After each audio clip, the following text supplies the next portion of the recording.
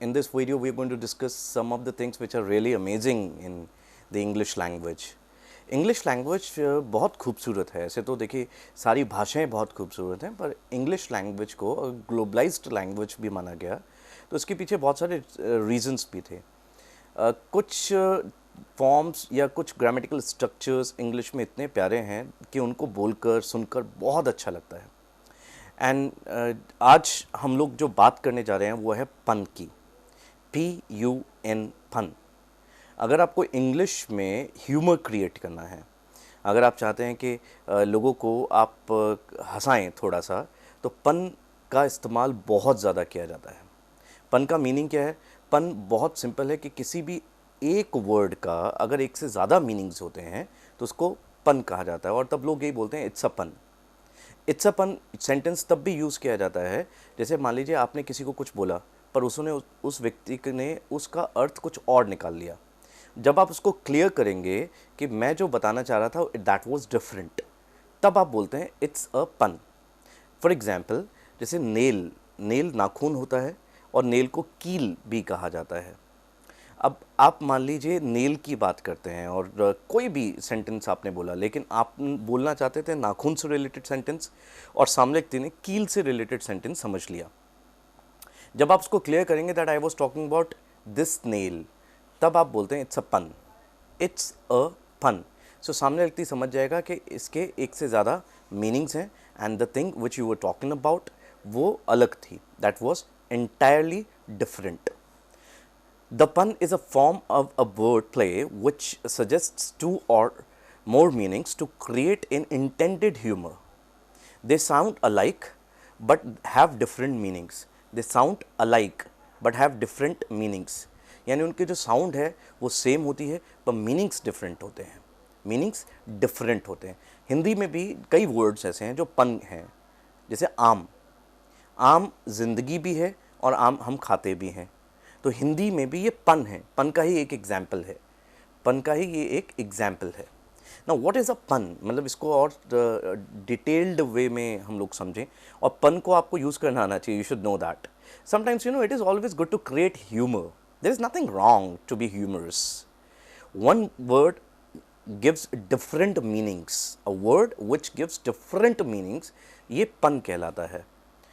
और पर इसमें बस एक ये डर लगता है कि don't make your own puns. ये नहीं हो कि आप अपनी मर्जी से कोई भी पन बना लें ना. It is not possible. You have to follow the system, you have to follow the things which have been made. तो वही उसी तरीके से आप लोगों को बोलने हैं. इन एवरी डे लाइफ पन एग्जाम्पल्स आर फाउंड इंटेंशनली और accidentally used in jokes and witty remarks. तो जब हम लोग विटी रिमार्क्स देते हैं, विटी क्या होता है? देखिए, ऐसा व्यक्ति जो हाजिर जवाब है वो विटी कहलाता है. तो जब हम लोग विटी रिमार्क्स लोगों को देते हैं या जोक्स इंग्लिश में जब बोले जाते हैं, तो पन्स का इस्तेमाल जोक्स में सबसे ज़्यादा किया जाता है. For example, I am patient. अब अगर आप किसी को बोलते हैं आई एम पेशेंट, तो देखिए पेशेंट एक रोगी व्यक्ति भी होता है, person who has got a lot of diseases और person who has got a disease. So that person is also called patient. और जो व्यक्ति पेशेंट है यानी पेशेंस रखता है, सब्र रखता है, धैर्य रखता है, तो वो व्यक्ति भी पेशेंट कहलाता है. आई एम अ पेशेंट और आई एम पेशेंट. और जैसे अगर आपने किसी को कहा celebrities have many fans. Fans पंखा भी होता है, और फ़ैन आप जानते हैं कि I am a fan of mister Salman Khan या I am a big fan of mister Narendra Modi, तो फ़ैन वो भी है. और अगर आप किसी को कहते हैं आई लॉस्ट माई इंटरेस्ट, अब आप देखिए सेंटेंस के दो मीनिंग अपने आप निकल के आ गए. आई लॉस्ट माई इंटरेस्ट का मतलब है कि अब मेरा उसमें इंटरेस्ट नहीं रहा, अब मेरा मन नहीं करता वो काम करने में, जो मज़ा पहले आता था वो नहीं आता. I lost my interest. And I lost my interest का मतलब है कि जो ब्याज बैंक से मुझे लेना था या किसी व्यक्ति से लेना था, वो इंटरेस्ट तो मैंने खो दिया, अब मुझे वो इंटरेस्ट नहीं मिलेगा, तो आई लॉस्ट माई इंटरेस्ट.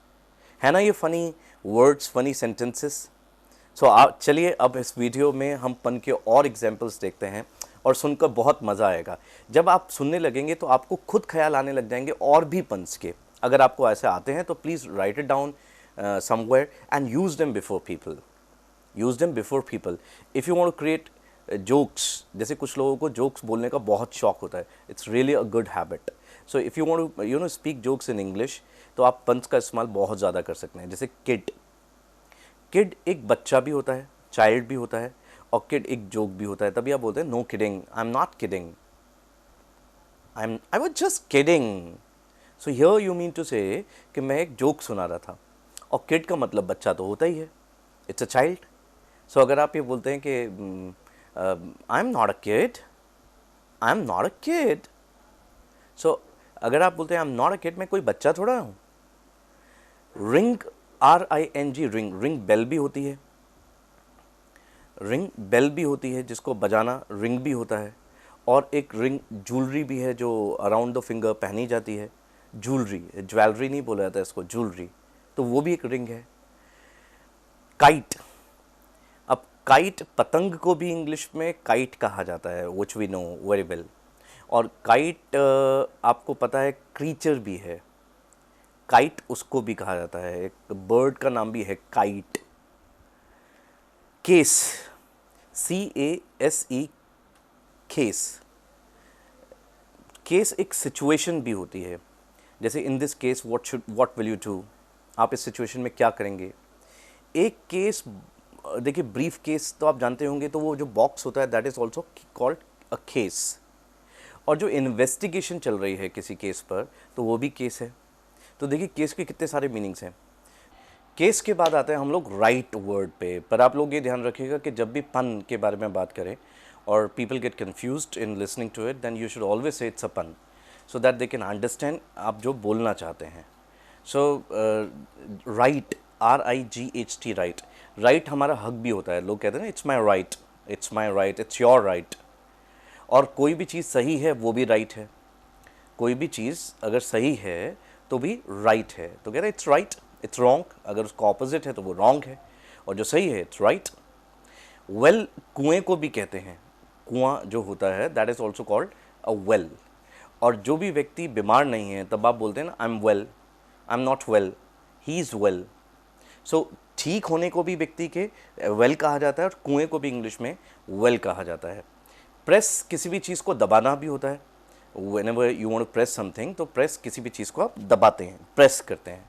और मीडिया जो है उसको भी प्रेस कहा जाता है, तभी आपने कार्स पे, बाइक्स पे स्टिकर्स लगे हुए देखेंगे जिस पर प्रेस लिखा होता है। मैच, MATCH, मैच, आपको पता है कि स्पोर्ट्स में भी मैचेस होते हैं, क्रिकेट मैच है, फुटबॉल मैच है, और कोई भी चीज़ अगर सेम है, आप उसको जब मैच करते हैं कि सेम है या डिफरेंट है, तो भी मैच किया जाता है।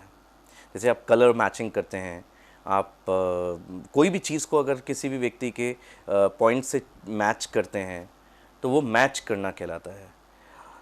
फिर आते हैं क्लोज पर, किसी भी चीज़ को बंद करना क्लोज होता है, और अगर आप किसी भी व्यक्ति के बहुत नियर हैं तब भी आप बोलते हैं I am so close to him, he is so close to me, he is so close to me. Close this chapter, इस चैप्टर को बंद कर दो, दरवाज़ा को बंद कर दो, close the door, close the door, and बना बंद है तो इट इज़ क्लोज। बस ये ध्यान रखना होता है कि क्लोज, ज की जो आवाज़ है वो तब आती है जब क्लोज एक एक्शन के तौर पर यूज़ होता है, और स की आवाज़ तब आती है जब ये नॉन एक्शन के तौर पर यूज़ होता है, तब बोला था it is close, he is so close to me, he is so close to me, don't be so close to me. So you mean to say here कि आप किसी व्यक्ति को ये बताते हैं कि आप मेरे बहुत नज़दीक आने की कोशिश मत करो, don't try to be so close. आप चाहें तो इंटीमेट वर्ड का भी यूज़ कर सकते हैं in place of using close, but अब आप देखिए कितने मीनिंग्स हैं, अलग अलग मीनिंग है, कि जो व्यक्ति आपके बहुत नियर है वो भी क्लोज है, और किसी कोई भी चीज़ बंद है तो भी क्लोज है। प्लांट, जो छोटा पौधा होता है that is also called plant, छोटे पौधे जो होते हैं उनको भी प्लांट्स कहा जाता है। और जो फैक्ट्री है, जब आप प्लांट डालते हैं तो वही वो प्लांट कहलाती है। कि अगर कोई कहता है कि मैंने अभी एक प्लांट डाला है, सो ही मीन्स टू से कि he it does not mean to say कि मैंने कोई पौधा लगाया, ही मीन्स टू से कि वो बहुत बड़ी फैक्ट्री डाली है, तो प्लांट कहलाता है, that is also called plant. Plant. Rest, rest in peace, rest का मतलब आराम करना भी होता है, और कोई भी चीज़ जो बची हुई है वो भी रेस्ट है। रेस्ट अश्योर्ड, यानी बाकी चिंता आप मुझ पे छोड़ दो, जो भी चीज़ बची हुई है उस पर मुझ पे छोड़ दो, तब बोला था रेस्ट अश्योर्ड। सो रेस्ट के दो मीनिंग हो गए, आराम करना, आई एम टेकिंग रेस्ट, तो वो रेस्ट है, आराम करना। और रेस्ट कोई भी चीज़ बची हुई है वो है रेस्ट। यानी जैसे अगर आप किसी को ऑर्डर देते हो कहते हैं rest things you should do, rest you should do the rest things, so you mean to say कि जो बाकी बची हुई चीज़ें हैं वो आप कर लेना, you should do the rest things. तो जो बची हुई चीज़ें वो भी हैं रेस्ट, रेस्ट। तो ये पंस को आप लोगों को समझना पड़ेगा, you must understand these puns. और देखिए आप जब जोक्स में इंटरेस्ट रखते हैं, जैसे होता है ना कुछ लोगों को इंग्लिश के जोक्स पढ़ने का सुनने का बहुत मन करता है, अच्छा लगता है, तो उनको तो फिर पन की नॉलेज होनी चाहिए और कभी कंफ्यूज्ड नहीं होना चाहिए। आप ये कभी मत सोचिएगा कि English is so confusing, it is so baffling.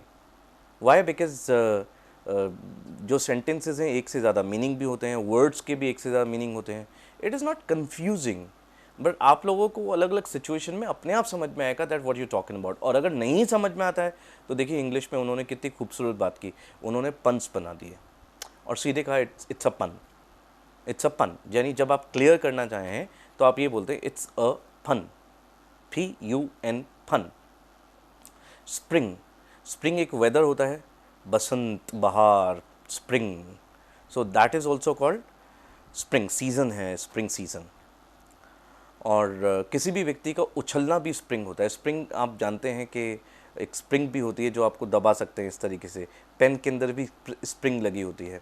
और अगर किसी का एक्सीडेंट हो जाता है और आप ये कहते हैं a person sprang out of the car, so he you mean to say here कि वो उछल के उस कार से बाहर निकल के गिर गया, तो he sprang out of the car.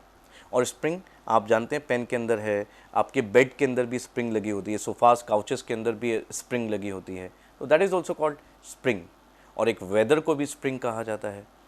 Credit, credit goes to me, credit goes to him.